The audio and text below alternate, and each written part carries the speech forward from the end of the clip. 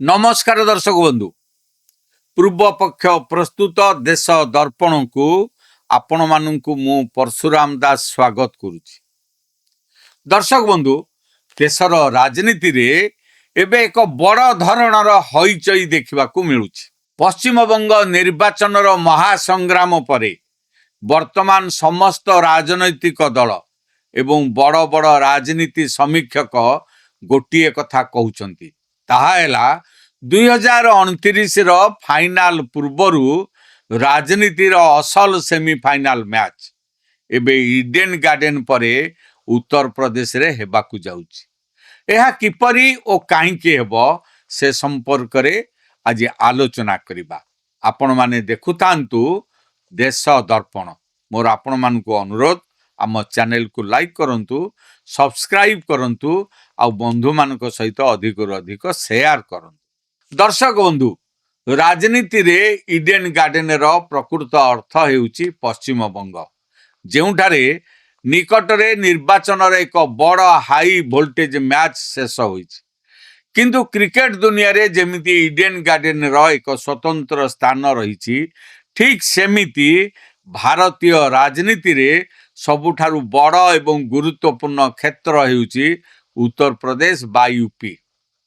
राजनीतिर पंडित माने कुहंती जे यूपी जितिला से दिल्ली रो सिंहासन जितिला। एही कथार गभीरता को बुझिबा पाई आमको इतिहास को देखिबा को पड़िबो। आपण माने जानि छंती प्रधानमंत्री हेबा पाई नरेंद्र मोदी को मध्य निज राज्य गुजरात छाड़ी उत्तर प्रदेश रो बनारस बा काशी माटी को आसीबा को पड़िथिला।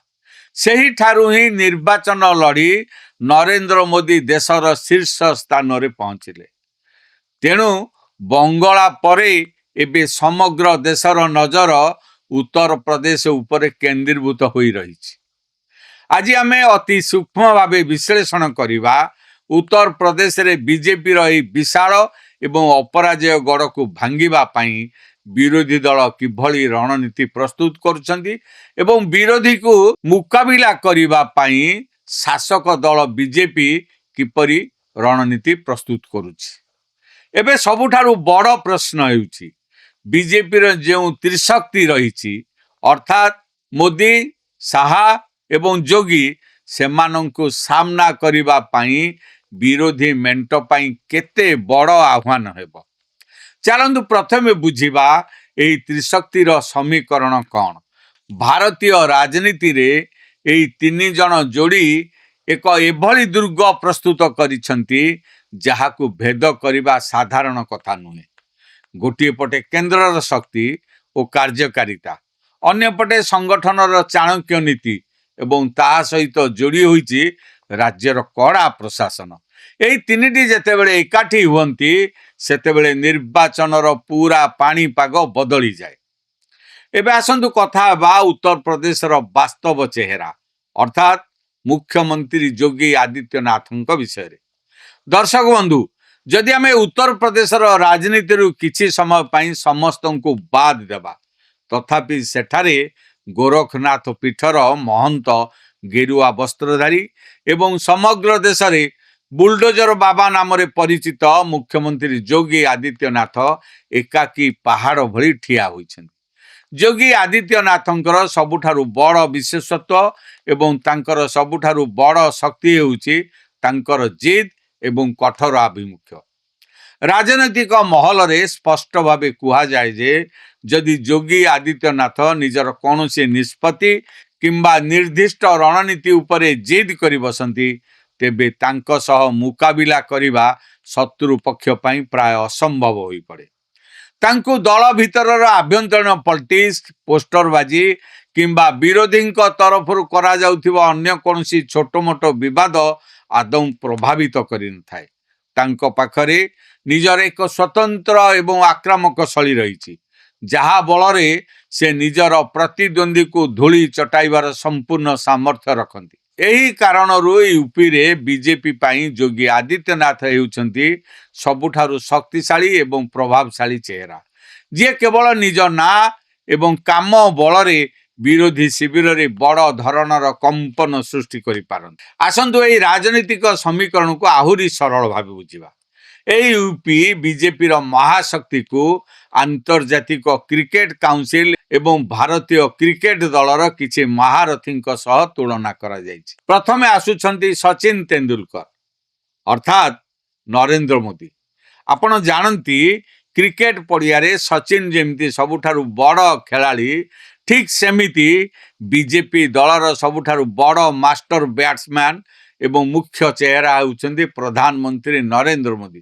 ତାଙ୍କର ବ୍ୟକ୍ତିତ୍ୱ ଏବଂ ତାଙ୍କ ନାଁରେ ହିଁ ଦଳକୁ ବଡ଼ ସଂଖ୍ୟାରେ ଭୋଟ ମିଳିଥାଏ।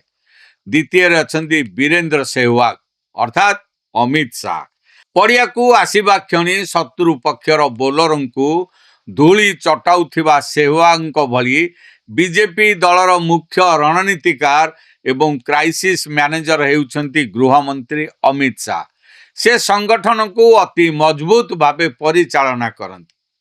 ଏବଂ ତୃତୀୟ ଶକ୍ତି ହେଉଛନ୍ତି ମୁଖ୍ୟମନ୍ତ୍ରୀ ଯୋଗୀ ଆଦିତ୍ୟନାଥ, ଯିଏ ପିଚ୍ ଉପରେ ଏକ କଠୋର ଅମ୍ପାୟାର ଏବଂ ଶକ୍ତିଶାଳୀ ଅଲରାଉଣ୍ଡର ଭଳି ନିଜର ଦୃଢ଼ ଶାସନ ସହ ସାରା ୟୁପିରେ ଠିଆ ହୋଇଛନ୍ତି। ଦର୍ଶକ ବନ୍ଧୁ, ଏବେ ଆପଣମାନେ ନିଜେ ଚିନ୍ତା କରନ୍ତୁ, ଯେଉଁ ଦଳ ପାଖରେ ମୋଦି, ଶାହା ଏବଂ ଯୋଗୀଙ୍କ ଭଳି ତିନିଟି ବଡ଼ ଶକ୍ତି ଏକାଠି ରହିଛନ୍ତି, ସେମାନଙ୍କ ସହ ସାମ୍ନାସାମ୍ନି ଲଢ଼େଇ କରିବା ବିରୋଧୀଙ୍କ ପାଇଁ କେତେ ପ୍ରାଣମୂର୍ଚ୍ଛା ଏବଂ କଷ୍ଟକର ବ୍ୟାପାର ହେବ।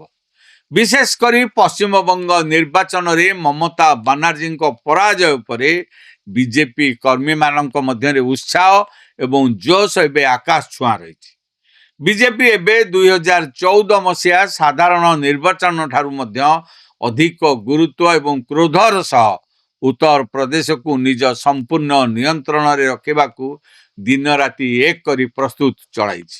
କ୍ରିକେଟ ପଡ଼ିଆରେ ଯେପରି ସମର୍ଥକମାନେ ପାଟିତୁଣ୍ଡ କରି ନିଜ ଖେଳାଳିଙ୍କୁ ଉତ୍ସାହିତ କରନ୍ତି, ସେହିଭଳି ଉତ୍ତରପ୍ରଦେଶ ମଇଦାନରେ ଏବେ ଆର୍ଏସ୍ଏସ୍ କର୍ମୀମାନେ ଘରକୁ ଘର ବୁଲି ବିଜେପି ପାଇଁ କାମ କରୁଛନ୍ତି। ଯେପରି ବିଜେପି 2017 ନିର୍ବାଚନ ଠାରୁ ଅଧିକ ସଫଳତା ପାଇବ, ସେଥିପାଇଁ ଆର୍ଏସ୍ଏସ୍ ରଣନୀତି ପ୍ରସ୍ତୁତ କରି ସେହି ଅନୁସାରେ କାମ କରୁଛି।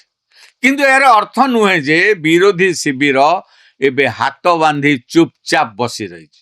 ଉତ୍ତରପ୍ରଦେଶରେ ବିଜେପିର ଏହି ଅଶ୍ୱମେଧ ବିଜୟ ରଥକୁ ରୋକିବା ପାଇଁ ଅପୋଜିସନ ପକ୍ଷରୁ ଏକ ପ୍ରକାରର ମହାମେଣ୍ଟ ପ୍ରସ୍ତୁତ କରାଯାଉଛି। ଏହି ମହାମେଣ୍ଟର ସମୀକରଣକୁ ଲକ୍ଷ୍ୟ କରନ୍ତୁ। ପ୍ରଥମରେ ସମାଜବାଦୀ ପାର୍ଟିର ମୁଖ୍ୟ ଅଖିଳେଶ ଯାଦବ ଏହି ସଂଗ୍ରାମ ମଞ୍ଚରେ ସବୁଠାରୁ ପ୍ରମୁଖ ଏବଂ ଗ୍ରାଉଣ୍ଡ ଲେବୁଲ ଭୂମିକା ଗ୍ରହଣ କରୁଛନ୍ତି। ଦ୍ୱିତୀୟରେ ତାଙ୍କ ସହ ଶକ୍ତି ବଢ଼ାଇବା ପାଇଁ କଂଗ୍ରେସର ଦୁଇ ପ୍ରମୁଖ ଚେହେରା ରାହୁଲ ଗାନ୍ଧୀ ଏବଂ ପ୍ରିୟଙ୍କା ଗାନ୍ଧୀ ଭାଦ୍ରା ମଧ୍ୟ ଏହି ମେଣ୍ଟରେ ସାରଥୀ ସାଜିଛନ୍ତି। ଏହି ତିନି ନେତା ଏବେ ଏକାଠି ହୋଇ ବିଜେପି ଭଳି ୟୁପି ରାଜନୀତିର ପାଣିପାଗକୁ ବଦଳାଇବା ସହ ଏକ ବଡ଼ ଧରଣର ପଦକ୍ଷେପ ନେବାକୁ ଚେଷ୍ଟା କରୁଛନ୍ତି। ବଡ଼ ବଡ଼ ରାଜନୈତିକ ସମୀକ୍ଷକ ଏବଂ ବିଶ୍ଳେଷକଙ୍କ ମତରେ ନିର୍ବାଚନ ଯେତିକି ପାଖେଇ ଆସିବ, ଏହି ମେଣ୍ଟକୁ ନେଇ ସେତିକି ଅଧିକ କଳ୍ପନା ଜଳ୍ପନା ଏବଂ ଚର୍ଚ୍ଚା ପ୍ରକାଶ ପାଇବ। ମେଣ୍ଟ ଶେଷ ପର୍ଯ୍ୟନ୍ତ ତିଷ୍ଠିବ କି ନାହିଁ, ସେମାନଙ୍କ ମଧ୍ୟରେ ଆସନ ବୁଝାମଣା ଠିକ୍ରେ ହେବ କି ନାହିଁ, ତାହାକୁ ନେଇ ଅନେକ ପ୍ରଶ୍ନ ମଧ୍ୟ ଉଠିବ। କିନ୍ତୁ ଗୋଟିଏ କଥା ସ୍ପଷ୍ଟ, ଯଦି ଏହି ମହାମେଣ୍ଟ ଗ୍ରାଉଣ୍ଡ ସ୍ତରରେ ସଫଳ ହୁଏ, ତେବେ ଉତ୍ତରପ୍ରଦେଶ ମାଟିରେ ଦୁଇଟି ଅତି ଶକ୍ତିଶାଳୀ ଏବଂ ବିଶାଳ ଗ୍ରୁପ ମଧ୍ୟରେ ଏକ ମହାକଡ଼ା ଟକ୍କର ଦେଖିବାକୁ ମିଳିବ, ଯାହା ଭାରତୀୟ ରାଜନୀତି ଇତିହାସରେ ବିରଳ ବୋଲି କୁହାଯାଇପାରେ। ତେଣୁ ଦର୍ଶକ ବନ୍ଧୁ, ନିଷ୍କର୍ଷ ଏହା କୁହେ ଯେ ଉତ୍ତରପ୍ରଦେଶରେ ଏହି ଆଗାମୀ ରାଜନୈତିକ ମ୍ୟାଚ୍ ଆଦୌ ସହଜ କିମ୍ବା ସାଧାରଣ ହେବ ନାହିଁ।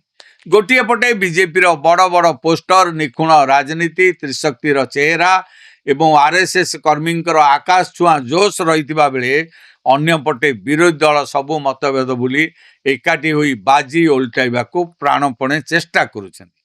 ଏଭଳି ପରିସ୍ଥିତିରେ ଆପଣମାନଙ୍କୁ କ'ଣ ଲାଗୁଛି? ୟୁପିର ଏହି ମହାସଂଗ୍ରାମରେ ଯୋଗୀ, ମୋଦି, ଶାହାଙ୍କ ତ୍ରିଶକ୍ତି ପୁଣି ଥରେ ସଫଳତାର ବାନା ଉଡ଼ାଇବ, ନା ଅଖିଳେଶ ରାହୁଲଙ୍କ ଏହି ମହାମେଣ୍ଟ କିଛି ଚମତ୍କାର କରି ଦେଖାଇବ? ଆପଣଙ୍କ ମତାମତ ଆମକୁ କମେଣ୍ଟ ବକ୍ସରେ ନିଶ୍ଚୟ ଜଣାନ୍ତୁ। जदि आमर ये विश्लेषण आपन को भल लगिला तेबे भिडियोटी को लाइक करंतु, बंधु मानक सहित अधिक अधिक शेयर करंतु एवं आम चैनल पूर्व पक्ष प्रस्तुत विश्व चक्रव्यूह, देश दर्पण और मैदान को सब्सक्राइब करबा पई भूलंतु नहीं। आज पई एतिकी, पुणी देखा एक नुआ प्रसंग सहित, से पर्यंत मते विदाय दियंतु।